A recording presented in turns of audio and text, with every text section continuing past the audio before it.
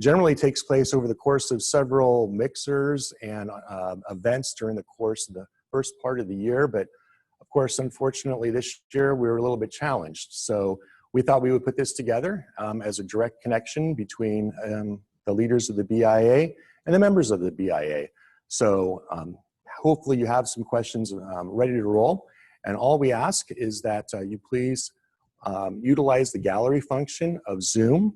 And if you have a question, go to the Q&A function at the bottom of your screen. That will go to Angela, and then she will go ahead and send the questions over so that we can pose them to our executive committee and get their feedback and input. Before we get started, I'd like to offer our thanks to our sponsors, California Trust Frame, Entrusted, Harris and Sloan, Interior Logic Group, Landscape Development, Inc., Lighting Solutions, Mass Mutual, Northern California, Residential Design Service, Wood Rogers, and Zero Company. So with that, I think that most of you are very familiar with who the leaders are of our association. These are folks that have been on the board for generally 2 or 3 years, and then they go into the ladder. And the ladder is the ascension up to the chairman, which this year is, of course, Aren Bazzocco. Joining Aren as chairman in the executive committee is Mike LaFortune with Easton Development Group, Adam Hieb, new to the executive committee from KB Home, and of course our immediate past chair, Phil Rodriguez. So we've talked about the format. We've got a couple of questions ready to go, and this is brand new for us too. So we're going to do the best we can. Hopefully this works seamlessly and without any technical issues. But before I ask the first question, I want to thank Angela for her hard work in putting this together. This is a brave new world, and there's a lot of moving parts and a lot of different ways that we do business. So thank you to Angela, and thank you to all of our sponsors for making this happen. So let's get started, and I'll ask the, I guess, the obvious question first to the entire panel. And that is, can you guys kind of share with the members what your perspective is in terms of where we are in August? In March, as I recall, we had an executive committee that was very serious. We had some very serious concerns over where the industry was going, and now we're fast forwarding about 4.5 months. So I'd be interested in your feedback. Is this really where you thought we would be in August? And I'll start with our chair. Sure. You know, I had no idea where we'd be when we sat back in March. I'd say people are fleeing to the suburbs in large quantities, and that's great for our business. It creates new challenges for sure, but we have seen the last 2 months have been absolutely phenomenal from a sales perspective. Will that continue? Not likely throughout the year, I wouldn't guess, and that's okay. I think, you know, things we'd like to see moderate. I mean, we'll continue to, you know, the industry will continue to raise prices while they can, and things will eventually moderate, and things change quickly in this industry, as we've talked about in some of our meetings. So very optimistic, though. I think the last 2 months have created a lot of optimism and just general kind of safety within each of our businesses to give us the latitude to make some decisions and go out and look for new projects and hire new people, and it's been really promising. I'll throw it out to the rest of the group. Yeah, I echo all of that, Aren and Mike. You know, back in March, we saw this huge dark cloud coming in the sky, and I would be remiss to say that it wasn't panic. It was. We were all very concerned about what the future held in front of us. And but I'll say that the biggest challenge that we saw coming over the horizon was the potential shutdown of the construction industry. And we were working very closely with Mike's team here at the BIA, as well as the CBIA, in ensuring that that didn't happen. And even with the ability to construct, we were concerned about sales. You know, how are our merchant home builder partners going to succeed in an environment like that where everybody's shut down and locked down? But as time progressed, even up to today, we see positive signs even into the future. Of course, there's still concern with respect to what the future holds, but we feel that where we've come from and where we are today, we are very optimistic. what the future holds. Of course, we've got, getting out of the total lockdown, not total lockdown, but the lockdown we're in today with respect to certain industries, unemployment being high, an election upcoming, 2021, what does it look like? We're still concerned, but in general, I think in our industry, we always have those concerns. So we're kind of feeling, that this is the next year, the next crisis that is there, and we've always adapted and overcome those. So I share the same comments. I think Phil said the right word, be adaptive. What we saw in March was a lot of the opportunities that we were discussing were put on hold. There was just too much uncertainty to discuss new land acquisitions, adding to the portfolio. And so everything was put on hold, and we had to start thinking about other opportunities and looking at, from a master plan community and a large landholder, can we do something different? Can we be creative or think of, maybe more industrial opportunity or so forth? What we're seeing now is the ability to have those discussions starting up again. People are looking for land, looking for the opportunity. Where can they get their lots for the next 2 to 3 years? And so that's been a real positive that we've seen from our perspective, that those discussions that were placed on hold in March are now reopening, and we see that as a positive trend going forward. Yeah, I don't think anyone could have expected or anticipated where we would be today versus where we were in April and May. I mean, it was I think a scary situation, a lot of unknowns, but like many of the challenges we've faced in this industry, it's a dynamic industry. There's a lot of forces, and just when an event happens that you think is going to have an extremely negative impact on things, it flipped. And again, there's different forces. There's market forces. There's things that drive our business that we don't always anticipate and think about. And so here we find ourselves, as Aren was saying, 2 months into some of the greatest weeks of the market. I don't want to say a market because it's still fairly new, but the market has been incredible. And we've had some extremely strong weeks of sales. The demand is at levels I don't think anyone could have anticipated. And we definitely have some bogeys on the horizon as far as an election and where things go with the pandemic and COVID. And but I think the future is fairly bright for housing, and especially suburban housing and housing that the submarkets of Sacramento feed. So.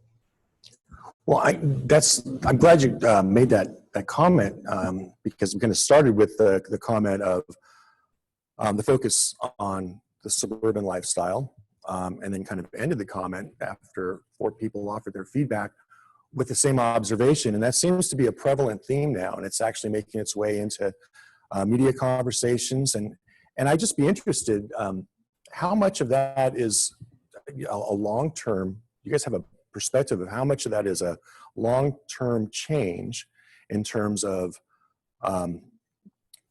attention to the suburbs, attention to single-family homes, and a concern over density, and how much of that is kind of just a here and now? I mean, do you have a gut reaction to that? Because I'm sure that studies are in the works and all of that. It's awfully early, but being pros in the business, what do you think? I think while we're in this uncertain time of with the pandemic, I think it will exist. I don't think urban life is dead. I think people still long for that. I think I do to some extent, right? I mean, I think normal people like to have opportunities for entertainment and restaurants, and just that everything being close and living in that environment, I think is desirable for a lot of people. But right now, there's bigger concerns. And I think people are looking for space. They're looking for cleanliness. They're looking for healthy homes. They're looking for, and there's just more supply as you get out into the suburbs, right? So there's more opportunity to find that. Yeah, I mean, I think it's always hard to tell longevity of a market, but we've certainly seen those cycles within this industry as people, there's the urban movements and the suburban movements. I think right now we see people looking for space, security. Some of that's driven individually, but also for families. There's the element of the ability for us to use technology as we are today and work from home. And as some of these larger employers move towards whether it's a temporary or a permanent work from home offering to their employees, I think that also plays into this and gives it legs and gives it the ability to be a more lasting movement within our industry. So, yeah, I think there will be a long-term, I mean, every challenge creates an opportunity. I think there will be a long-term change in philosophy. I think people will be, mainly, as Adam mentioned, I think what we're seeing from a lot of large businesses that are looking for office space or no longer looking for office space, their employees can work from home. Their employees do not need to be in a dense urban area, especially with high pricing. And so if more of their workforce can work out in, suburban areas, that creates more of a demand for housing. And I don't see that trend stopping. Large companies are spending too much money on rent on a physical footprint. They can disperse the workplace out, due to new technology. That's going to drive more people into our markets. So I think it is going to be a long-term trend. How much, percentage-wise, we don't know. But I do see it as a great opportunity for our marketplace. Yeah, I'd agree. I mean, the urban setting, those big metropolitan areas, that's not going to go away. They're still an attractive for those who like that lifestyle. But I think what's going to happen is submarkets such as Sacramento are going to be like a magnet. They're going to start pulling those people away that are on the fringe. Right now, well, not right now, but in past, if you wanted that unique job, it may have only been located in those urban markets. So you were somewhat forced to live there. You enjoyed it, you liked it because you had liked your job. Now with the ability of remote work, I see it as people can say, well, you know what, I like suburbia. I actually liked it more, but I had to tolerate the urban setting. So it's depending upon what is that percentage of people that will be more attracted to the suburban market. It's unknown, but I see a huge potential for that. Right.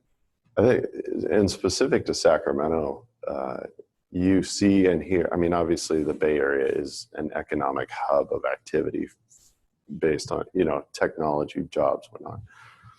And you hear and you see a lot of, we're going to Boise, we're going to Montana, we're going to, name your place that you've dreamed of living. Like, people are doing that now because they can.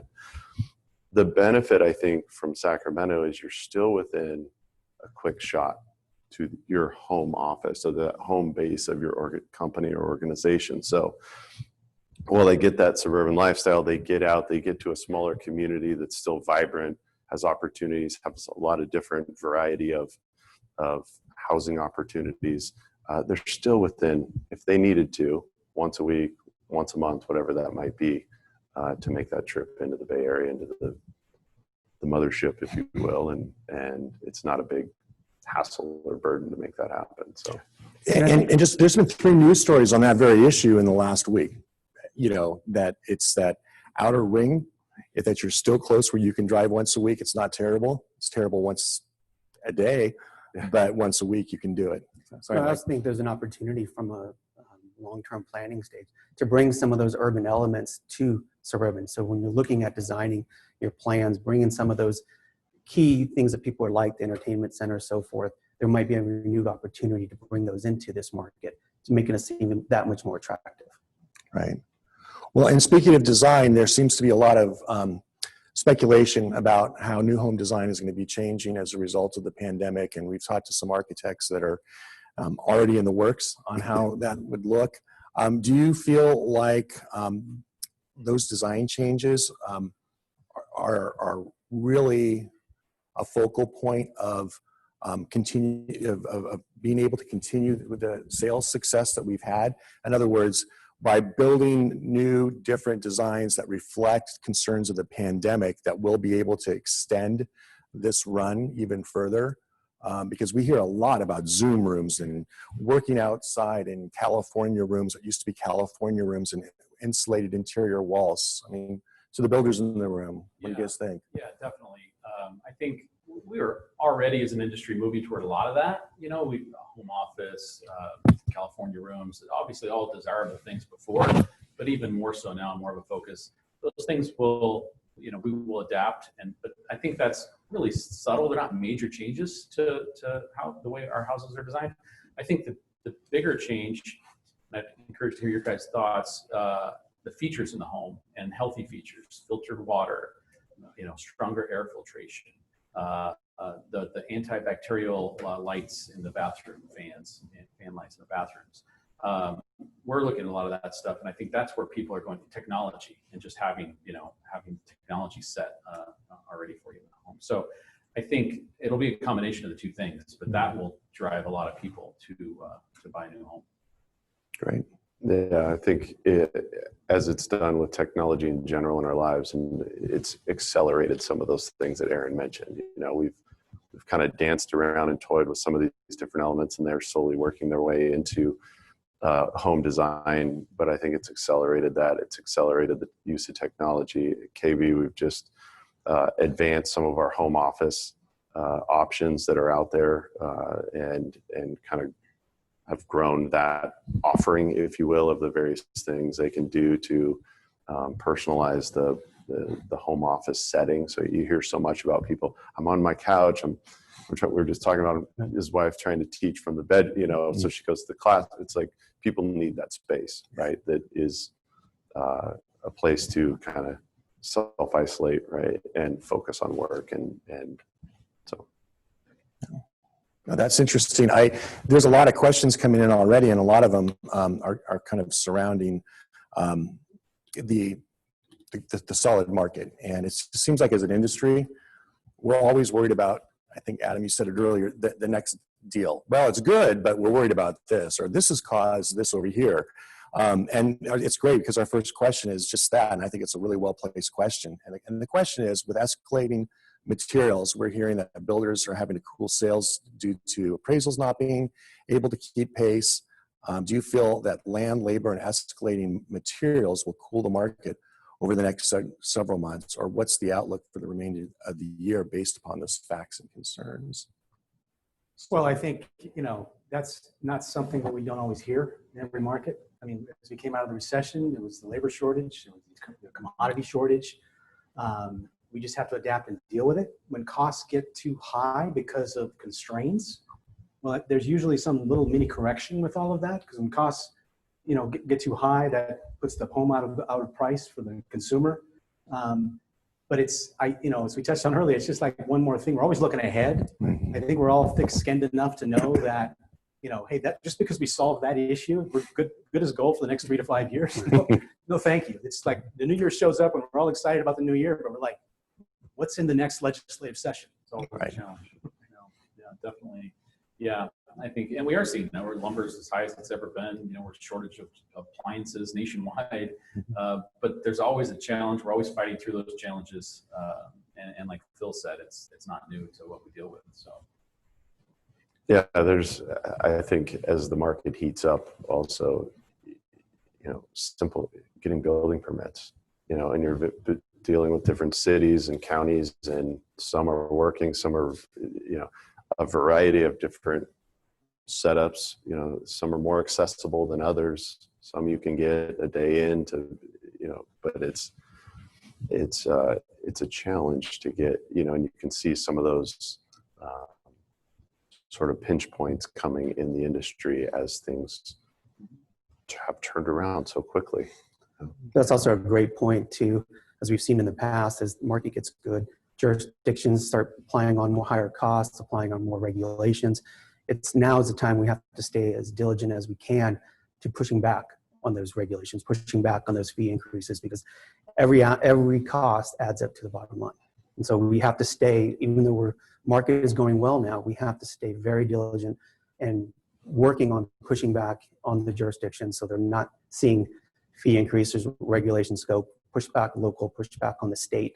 And so that's why it's so important that we stay strong as an association and work with the CBA to help on that, because labor is going up, materials are going up, costs are going up, fees are going up.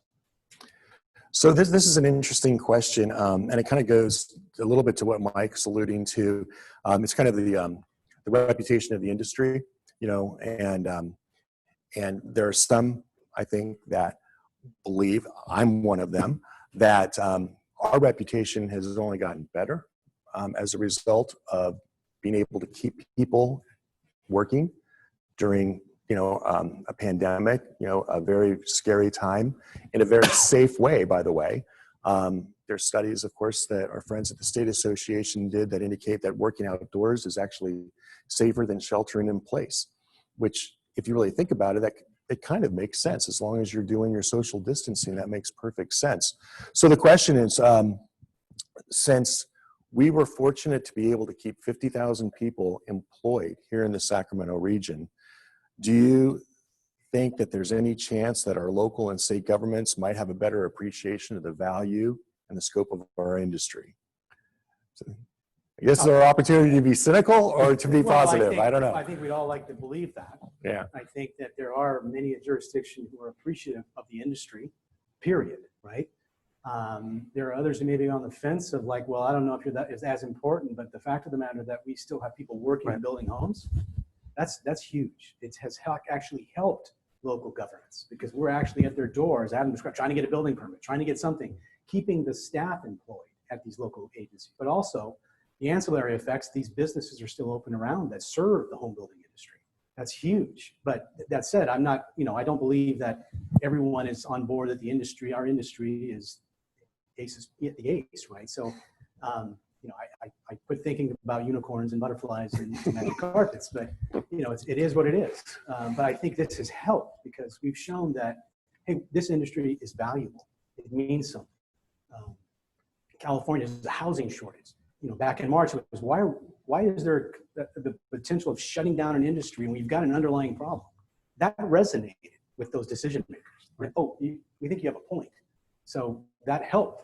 And I think it's proven so that we have the ability to create jobs and hold jobs and just sustain economies.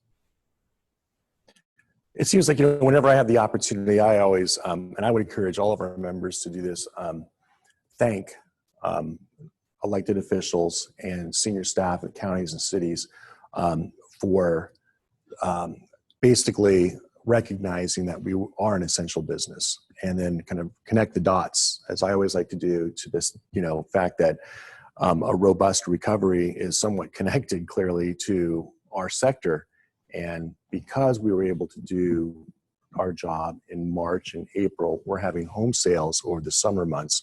And conversely, that we need to continue to build now so that we can meet that demand in the future, because there are people that do have an observation that, everything should shut down. And, we have to remind gently and I think compliment at the same time for the previous ability to build those who have made those decisions, because just to our west, they shut down in the Bay Area, of course, for I think it was 7 weeks, something like that, and it had tremendous impact right now to the ability to move homes. So there's a couple of energy questions, which does not surprise me at all.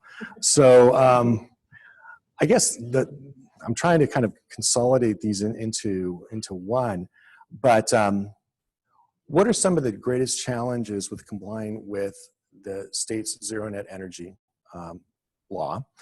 And then second, how significant is your concern over the focus on all electric homes in certain cities within the state of California, and natural gas ultimately going away in the shorter term than we anticipated? So kind of a multifaceted question. So I don't know who wants to take that. That's kind of I think we all want to answer that, but I'll go ahead. I'll take the first part. The challenge with meeting the new building code is it's just cost. It's cost, a little complexity, but not much. It's just adding cost to the home that ends up getting passed on to the home buyer. And if the home buyer wants those features and is willing to pay for it, then that's great. But not everybody does, and not everybody can afford it. And that's really it. And so it's always hard. I'd love for everybody to have a choice in what they buy, right? Mm-hmm. So it's just eliminating that choice for people and making them, buy certain things in the home, whether it be, stronger insulation, an insulated attic, whatever it may be. And there's various ways you can get there to meet the criteria. But we're eliminating choice, similar to in solar, along the same lines. It's, we're making them have it, and it's a great thing. And solar is helpful, for people's energy bills, but, maybe people don't want to have to buy it or have their power purchase agreement or whatever it may be. So I think having choice is always better. And so, but in this case, it's not a choice they have. We have to put it in there. So. Yeah, I think, for my biggest position of recent on all electric, I just posed the question to the proponents of that, is you're going to take an option away from consumers who appreciate natural gas, whether it's just cooking or heat. Water heater is debatable, right? But heat and cooking, I think predominantly cooking. And, I just posed the question to these folks. It's like, do you have natural gas in your home? And the answer is yes. Do you want it to go away? Well, no. And so, then why are you penalizing the new customer, the new homeowner? And when there are so many other ways to reduce emissions by helping solve the emissions of old housing stock, that I think our industry would be willing to help with. And I don't know, we don't like fees, but if we were paying a fee that goes into something to help retrofit and renovate old appliances in certain neighborhoods, I think we'd be all for that, as long as we allowed and provided an option for consumer choice for the future with natural gas. That's just my thought. I've just been redirecting it to the proponents of that. Right. And then whether it's the environmental community or the government regulators, it's here. Let me flip it around on you. Mm-hmm. Because I'm in your shoes. I understand why, but please jump in my shoes. Mm-hmm. It's just one more added regulation and added cost in a time of a housing shortage. So when we talk with the regulators, it's like what you mentioned. Your point was, well, you like it, but you're not going to let someone else have it. You say there's a housing shortage. You want us to develop more, but you're raising the cost on everybody. So at what point can those two positions meet in the middle? And that's been the biggest struggle. Is too many different opinions, too many different viewpoints, and they're not really looking at the big picture. And so that's what we've been pushing back on. Yeah, I think at the end of the day, you think about the consumer, right, and the home buyer. And in this crisis we're in today, with housing shortage before we were with COVID, and now we're seeing this push for people wanting home ownership out of density into that safe, secure place. And cost is going to become an issue, whether it's supplies, supply chain, regulation. You're hearing a lot about, and then you start layering on the energy costs and different things, and it all trickles down to cost of home ownership and that crisis that we talk about of how do we keep Americans in the game of home ownership. And I think that needs to be as much of the conversation as is taking away some of that choice. So interesting.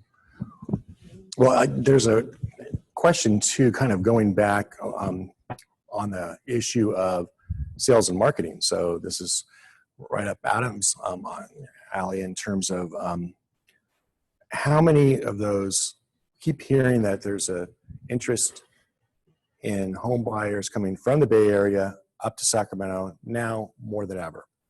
But yet, according to the question, there hasn't really been a lot of studies that have substantiated that. It's anecdotal. It's, a couple of people have heard and all of that. Are you guys actually seeing proof that there's substantial migration pattern now from the Bay Area up to the Sacramento markets for the reasons that we talked about at the beginning of this presentation?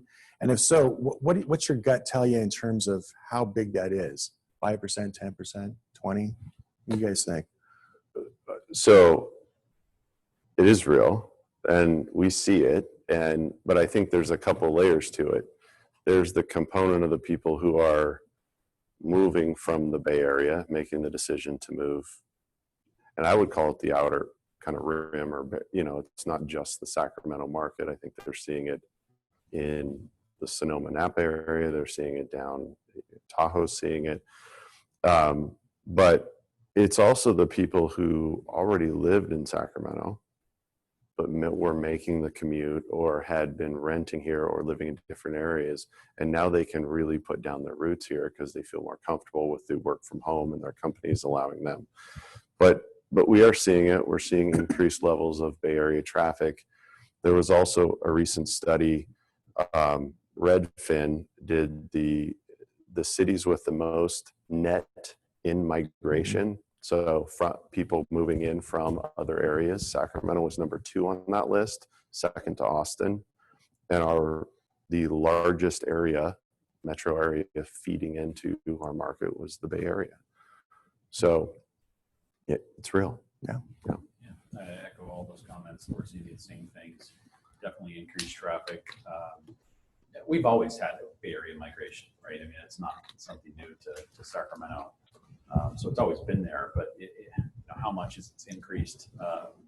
It's hard to put a percentage on, but it's certainly increased. And the data Adam just shared, I think, represents that. Yeah, in our surveys, of all of our communities, and really just where we're not, we're always looking for new opportunities as a land developer.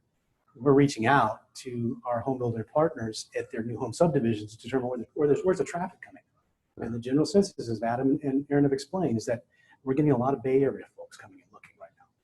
And so, we always hear that. Yeah. But now it's at a higher level.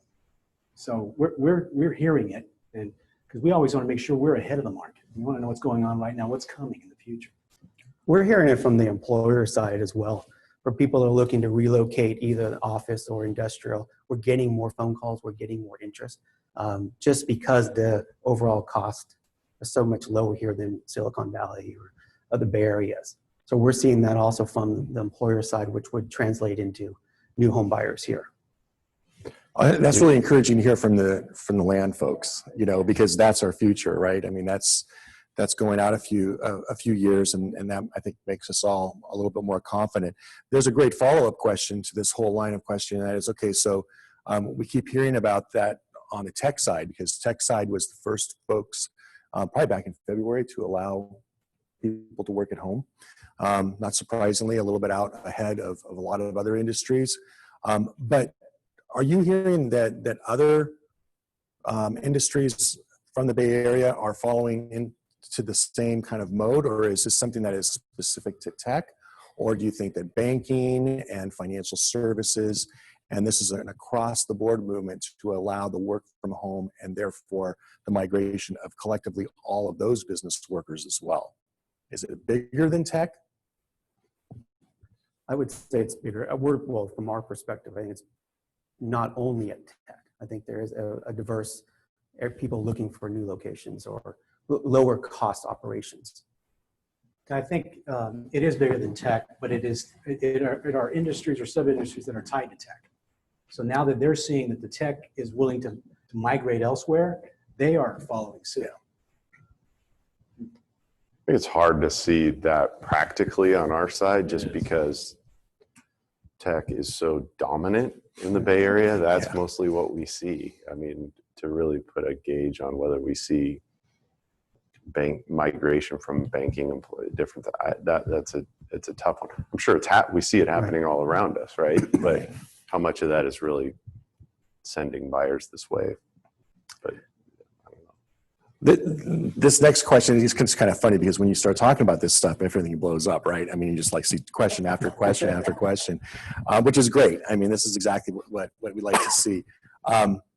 So then the question becomes, and this has been asked by a couple of different people, as a result of this significant uptick of where we are now, and recognizing that people have their own business plans and have their own strategies associated with this, is from a macroeconomic perspective. Do you think that the industry for 2021 is going to be in a position to where it can respond to that need because of all of the challenges, specifically, I think, Aren, that you brought up with labor shortages and material costs? Is that going to be the problem for 2021? I think we're positioned well to tackle those problems. I do. I don't know if that'll be the problem for 2021. I think, I think we're positioned well. And there's always a challenge, and they're not new challenges. And so we've been dealing with those things for years. Some little differences, nuances here and there. But yeah, I don't see that being the problem for 2021. Okay. I'd like to think that whatever 2021 brings, it will be better than 2020. We set a low bar in 2020. A lot has happened this year. I mean, I think it's, again, we're all going to need to figure out if the demand continues and is there. All these new processes, whether it's dealing with the cities, dealing with the trades, dealing with supply chain,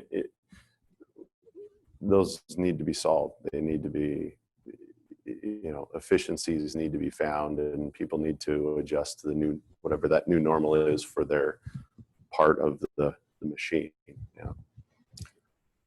So this is an interesting question that is a little bit different than the other subjects that we've been talking about. I think it really goes to the affordability factor of homes. And the specific question is, it's a little bit of a long one. Do you think that the cost of home ownership goes up, of course, when we see real disparity between the aesthetics and the quality of urban and suburban development, especially in lower income populations?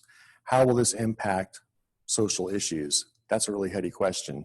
In other words, we're seeing things increase just in terms of, as I understand the question, aesthetics and regulations and, all of the new requirements.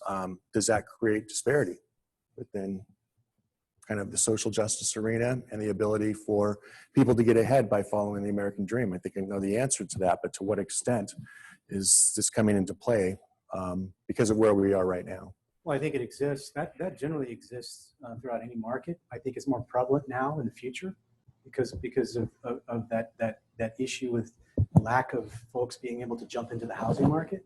But I think that our industry can use that as to push back against the regulators. We're always talking about not so much affordability. We always talk about affordability, but really attainability. You know, folks that are right on the edge of being able to buy a home, enter into it, some sort of living arrangement, but they can't because the price keeps going up. That actually helps on the land development side, even the home builder side, of talking to the governments, if you will, the jurisdictions, saying we have to control these regulations. Please pick what's the most important thing, the top two things you want, but you can't have everything. So I think it all factors into the equation and will help us control the cost to deliver housing. I mean, you got to use that in your favor. I think it's just one more tool in the toolbox for us to point to the jurisdictions of the disparity. We have to control that because we want everyone to be in a home, whether it's a new home or a rental home, period. Yeah, I think Phil said it absolutely perfect. That is one of our key talking points going forward because that's something the jurisdictions can understand. Okay, they add a cost of little component X. They don't really see that, although we see it adds cost to it. But not being homes attainable, not allowing people to enjoy home ownership, that's the key. And they're just going to keep making more division between the homeowners and those who cannot afford it. So I think that's going to be one of our key messages and continue to be when we are trying to lower costs and lower regulations. Yeah, I think that makes a lot of sense because we're for the first time in the last couple of weeks hearing things about revisiting inclusionary fees in some areas where we've successfully 5 or 6 years ago negotiated, I think, a more reasonable approach to that, and that there's a segment that's out there right now that's trying to redefine the need for affordable housing because of the pandemic. They're using that as a framing then to go in and say, rent control, rent forgivability, inclusionary housing, and they're revisiting a lot of these issues. And I think that's the part that a lot of us feel that we may be vulnerable if we're not careful, if we don't get out in front of that. So, I mean, what would you encourage our members to say to when they have the ability to have a barbecue in their backyard again, and they have their neighbors over, and the neighbors start talking about the need for affordable housing? What are the 2 or 3 points that we can make to kind of get out in front of that and kind of share our perspective? I don't think it's, and this last year when I was chairman, that was kind of my mission. Right. Get people out. You got to go talk to your neighbor who's not in the home building business. Explain to what we have to go through. It isn't because home builders and land developers are making a ton of money at the expense of the community. That's not it. We're trying to manage the costs, period. And so when you see that homes cost so much, and there's this disparity that goes on, you need, you as an engineer, as an architect, as a biologist, as a home builder, as a title officer, banking professional, utility professional, you need to go explain to your neighbor at a barbecue or at a soccer game, hey, let me tell you just one story. Right. You don't have to give them the 90-minute session, which wouldn't be enough time, but just give them a topic so you wouldn't believe this. And it's, as I've wished we could do, is on the garage door of every home, you had a sticker like you would see at a car lot, where the consumer can see what this house paid for. And folks would be shocked to see that. Yeah, what? And then it would be more of them speaking to the government, because sometimes we just fall. This is deaf ears. We're just whining, right?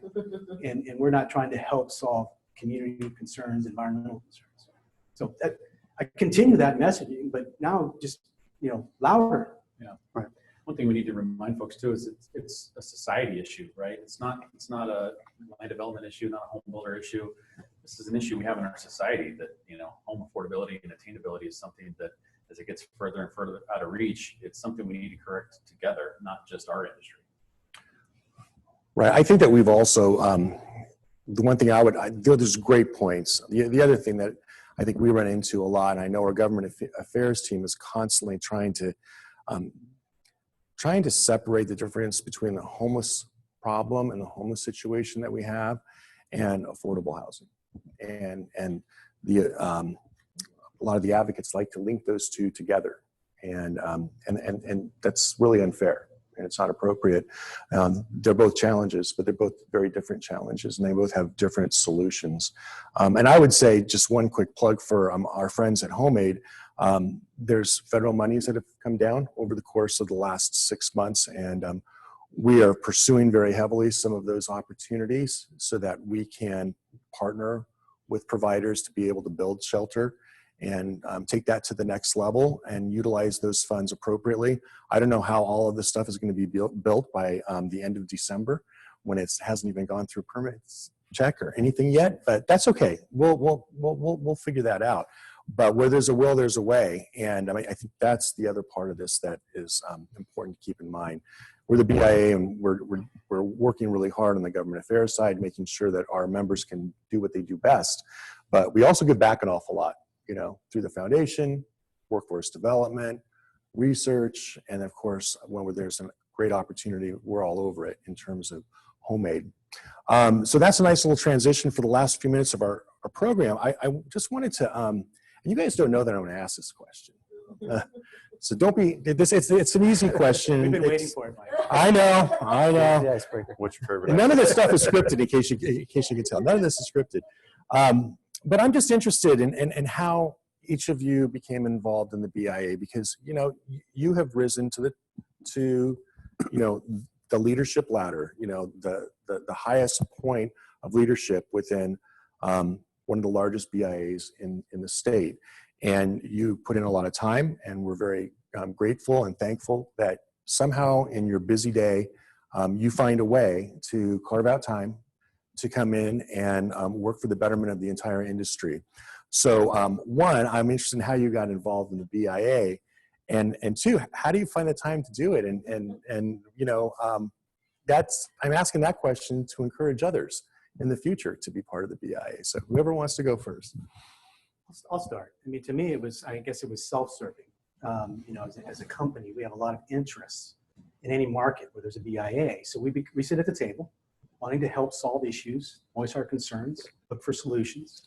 But as the years I've been on the BIA, just in council meetings and whatnot, and saw the leaders ahead of me and all of their efforts and what they've done, I felt a duty at some point to join the board of directors, to give back. I saw what others had done while I was sitting lower level, watching all of them, right, looking up like dads and grandfathers and whatnot. But then it just led to the executive committee. And for me, it's always been about serving our industry, giving back, giving the talent that I have, the opinions that I have, the rants that I have to help cure issues.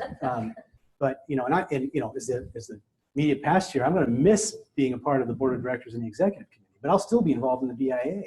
And I've been telling folks that have asked me the question over the course of the last 3 or 4 years, Joe, you must be busy as heck. How do you do it? Well, you manage your time. Right. It's not that complicated. It's not like you're in the BIA offices all of the time. I generally am once a week, but it isn't as if I've lost the ability to do my job. So, yeah, totally agree. And very similar path. I think I was first exposed when I joined the industry some years ago with Chris Cady. I worked for Chris, and he was either vice chair or chair at the time. And had just gone to some events and got exposed that way, and then kind of always would participate where I could, and then one day had lunch with Mike. Yeah, okay. He took me to lunch. Yeah. He just cornered me in the boardroom with the BIA. Whatever hard it takes, sell, whatever hard it sell. takes, yeah. Yeah, I guess not. I sure can. It's absolutely. You almost got away with it. We were this close. Yeah. Sorry. Serving. It's just giving back, and it's an opportunity to, like Phil said, you see others do it, and you feel a little. I don't know if it's guilt or it's like, hey, that's an awesome thing they've done, and I should do that too. And certainly, it's just giving back to the industry the best we can, and then self-serving as well, having a seat at the table, understanding what's going on, current events. Situations in our market that you might not otherwise hear or see. And as far as the time goes, yeah, you manage it, and Phil's exactly right. I had people tell me, "Oh, you must be so busy." I'm like, actually, I got nothing to do today. My schedule's clear. Don't fool yourself. Like, sometimes it's not that bad. And some days it is, and that's just the way it is. But the time will find itself if you make it important to you. Yeah, I think I have a kind of a unique route to the BIA. My first career was a CPA with Deloitte and Touche, and then I did mergers and acquisitions. When I was hired by the company in their finance role, things happened, some changes in our organization, and all of a sudden I'm now doing development and working on operations. And so in order to kind of educate myself, I went to a couple BIA meetings, and Angela convinced me to join Build, and that probably was one of the most important decisions I've made. I learned so much from that is now helping me on a day-to-day basis. That basically I always felt a debt of gratitude to the BIA. They helped me so much in my career that, Mike asks, I say yes. I'm not even sure what he's asking, but I say yes. And so that ability to serve and the ability to help, and it is very self-serving. And we're all here because it helps us professionally. It helps our companies to have a seat at the table, and just to learn from everybody that we're interacting with. So when I was cornered by Phil and Aren, I couldn't say no. I asked why, but I couldn't say no. And so that has been, in the time, I'll learn more as I chair next year, but it's not that big of a commitment because you learn something every day that you can then take to your day-to-day job. And I think that's the most important thing. And everything we do is, to help this industry and help our company. So. And a big deal, Mike is the first Build graduate to become chair of the BIA 13 years later or so. Roughly, yeah. Yeah. That's cool. I would say really driven by connection and learning. Early on in my career, getting involved with the BIA in smaller levels allowed me to kind of gain exposure within the industry and meet people. My time in the Bay Area BIA, we had a group called New Gen at the time. I think it was very similar to the Build program that's here. And that was really the catalyst, I think, for a deeper level of involvement within the BIA, better understanding the opportunities of where you could get involved. I think, and then as I've transitioned up here, again, connection, getting connected with the people here within the building industry. It's helped tremendously. And then obviously the opportunity to support the industry. But my encouragement to others would be, because it's going to ebb and flow throughout your career, whether it's I've only got an hour to give this year, or I've got an opportunity to give a deeper level commitment. But get involved. Spend an hour at an event, sponsor an event, volunteer. Angela's always, I'm sure, always looking for support. But those little things, you step outside your comfort zone, you find a couple of extra hours in a day, and it makes a difference. You meet people, and you become more comfortable and involved. And yeah, it's one of those things where the industry is benefiting from you, but you're also, I think, equally, if not more so, getting something out of it. So great. Well, great answers, by the way. We really didn't rehearse that. We really didn't. But I asked the question because it's very important. And someone told me this a long time ago. Somebody who had this job, back in the 70s at North State BIA, who subsequently went on to become chairman of CBIA. Bob Ravinius told me years ago the thing that kept him up at night when he was involved in my job is who were the next leaders. And he said it always worked itself out, but he never stopped worrying about it. He was always worried about it until he retired. He was always worried about it because we're fortunate to have great leaders, and you just want great leaders 4 years from now and 8 years from now and 12 years from now to continue to build on the success. So I have a great last question that came in. Can I say who it's from? Yeah, that's why I put it there. Okay, it's from our friend Rick Wiley, and Rick always comes up with some good questions, and I think it's a great and a great one to end the program. And basically, he'd like to hear the most positive or exciting statement about our business and industry as of today. So,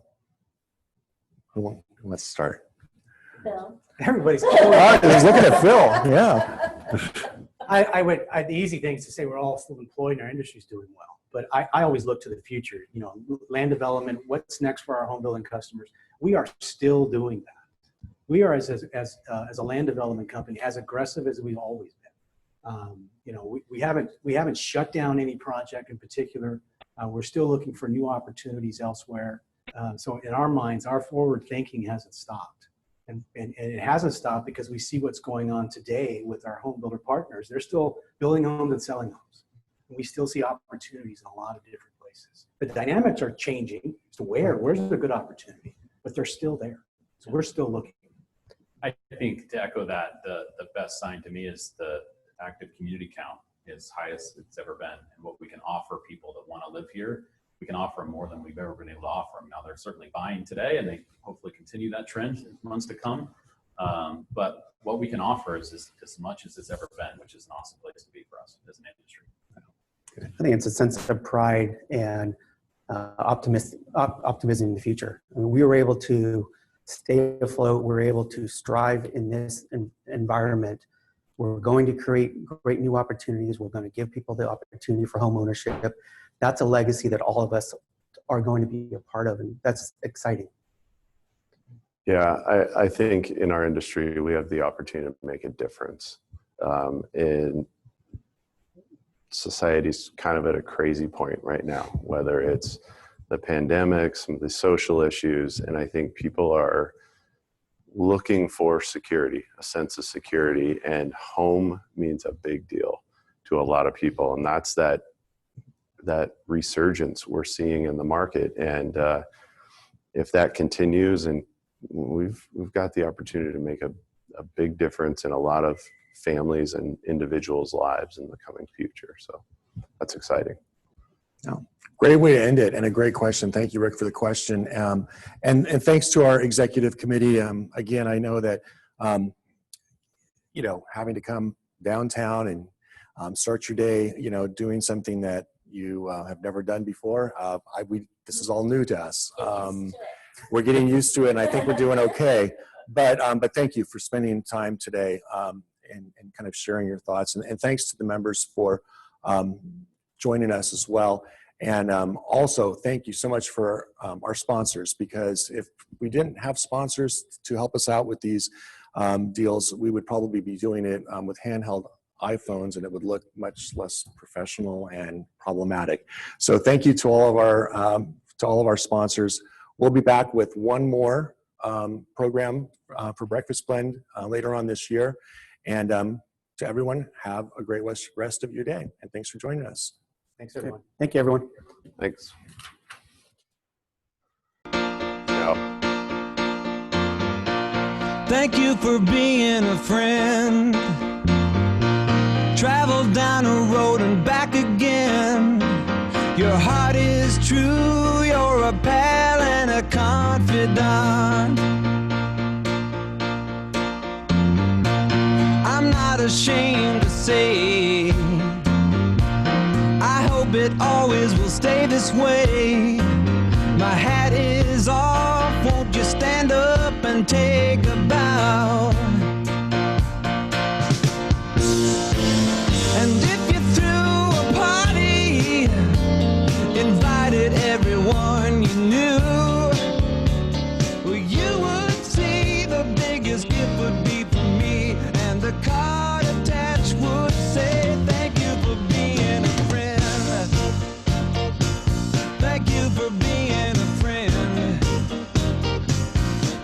for being a friend. Thank you for being a friend.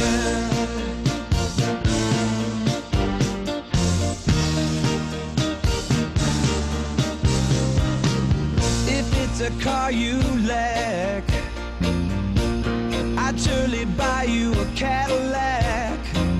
Whatever you need, any time of the day or night. I'm not ashamed to say, I hope it all